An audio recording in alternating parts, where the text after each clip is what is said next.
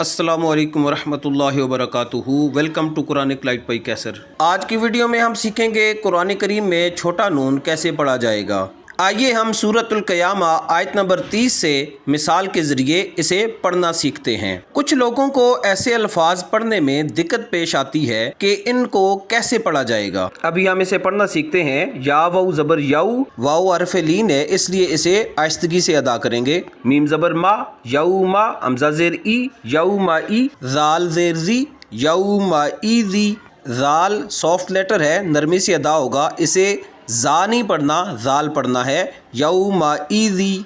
आगे आपको छोटा सा नून नज़र आ रहा होगा, इसे नून कुतनी कहते हैं, तो हम इस नून को लाजिमन पढ़ेंगे। नून लाम ज़ेर निल, यौमइज़ी निल। मीम ज़बर मा, सीन अलिफ ज़बर सा, मसा, यौमइज़ी निल मसा। कौफ साकिन, यौमइज़ी निल मसाक़।